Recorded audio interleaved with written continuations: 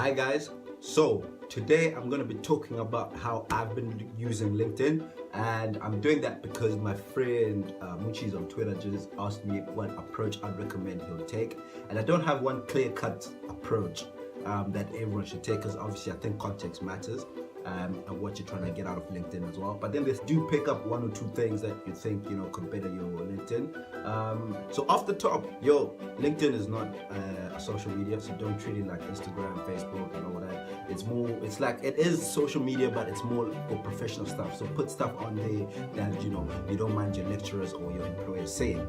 That being said, set up your profile, make it as professional as possible.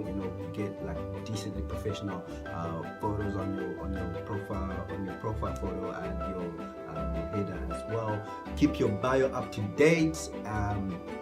Just showing what your present engagements are and your present career or professional goals are. Sorry, I keep looking here because that's where my laptop is and that's where my notes are, so I'm not diverting my attention out. So put everything that you think you'd like an employer to see. So awards, conferences, your current events, experiences that you've had, that are relevant to you and your career field. So what I said to Muchis on Twitter was that I treat LinkedIn as a digital CV, and basically a digital CV and a professional diary.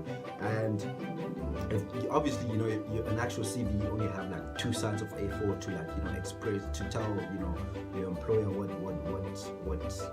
relevant experience and skills you have. But with LinkedIn, you can kind of go on and on and on and on, and there's really no cap on what you can. So yeah, just keep it professional, keep it authentic as well.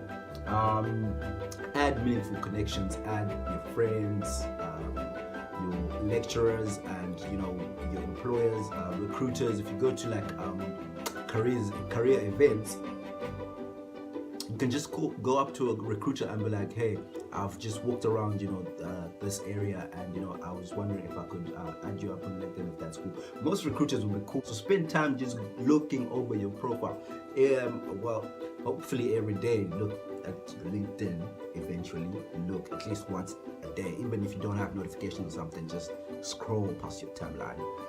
Lord knows you're scrolling past your Instagram or your Twitter anyways, so might as well add LinkedIn to the list. So just spend time looking at your LinkedIn, looking at the way you've worded things, the way you have captioned your posts and that sort of things.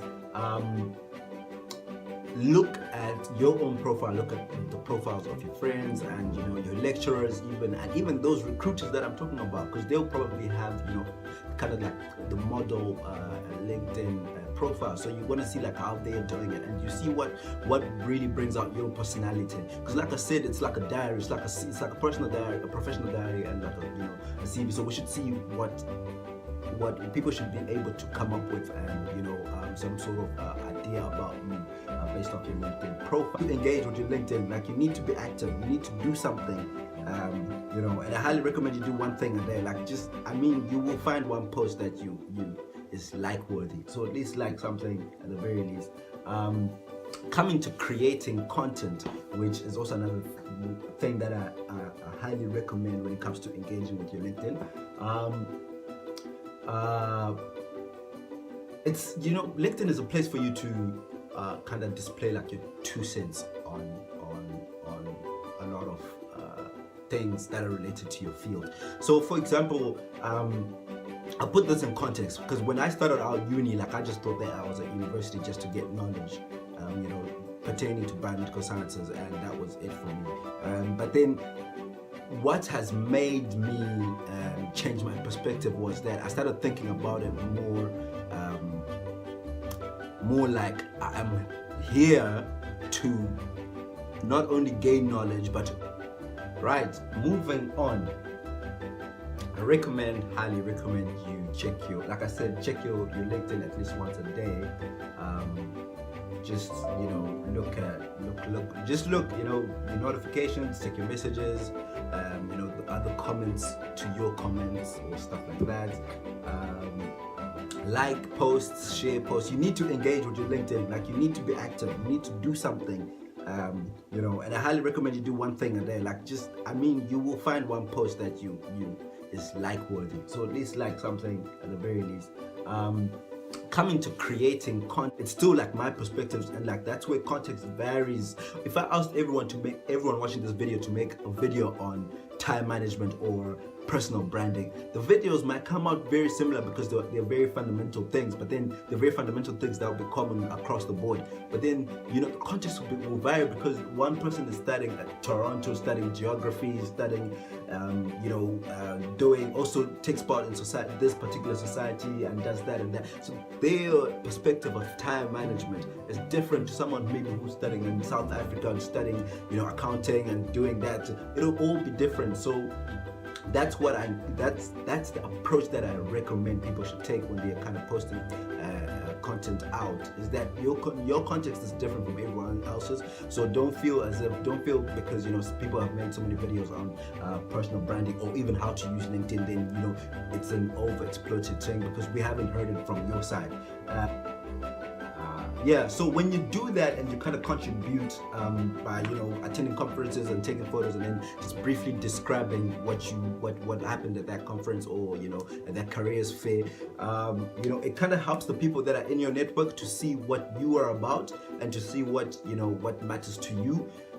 That way, you know, you kind of stay fresh in their memory. And what I said to Muchis on Twitter was that, you know, you can go to I don't know, like to go meet, like what's an example I can use?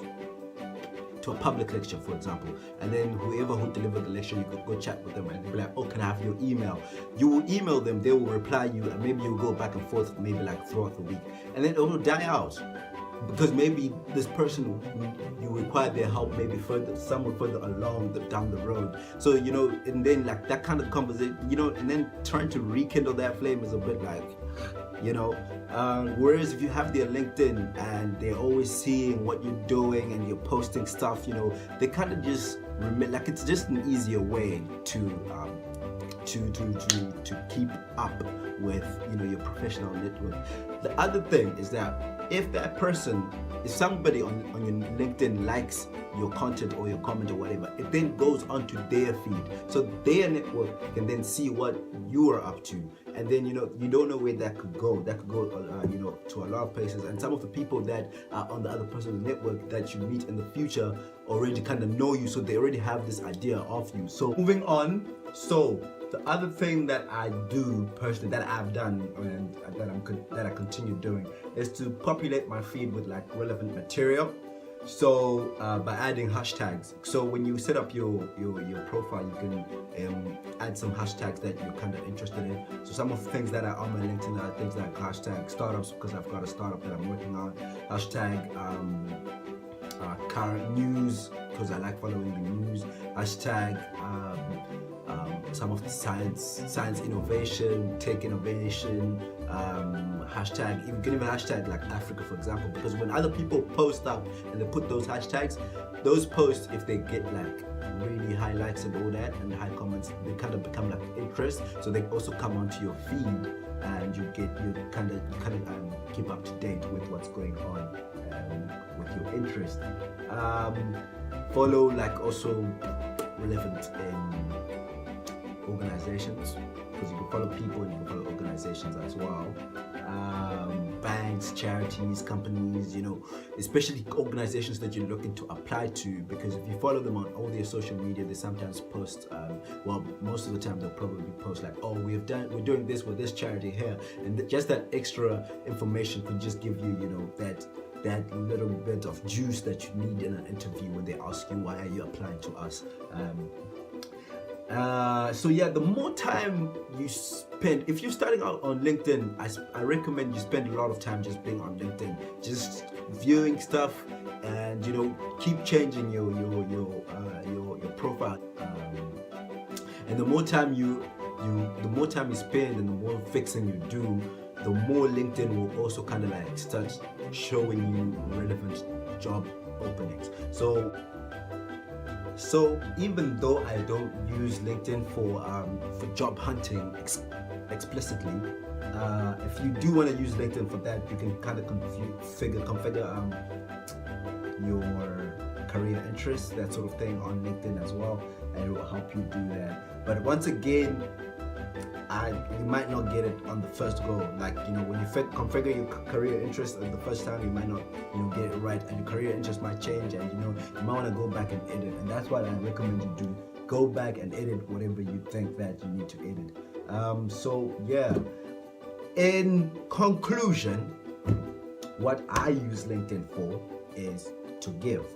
I use it to kind of like just give myself off to the network, to the platform, and just be like, yeah, these are my interests, these are my engagements, these are my goals, and it's kind of just me saying, this is me, here you go. So yeah, spend a lot of time just tweaking your profile. Scroll on your LinkedIn at least once a day, man. Like, just look for something to scroll. Like, just scroll on your LinkedIn. You have the time. And like a post, comment on a post, post a post, do something, and LinkedIn will kind of help you if you help yourself.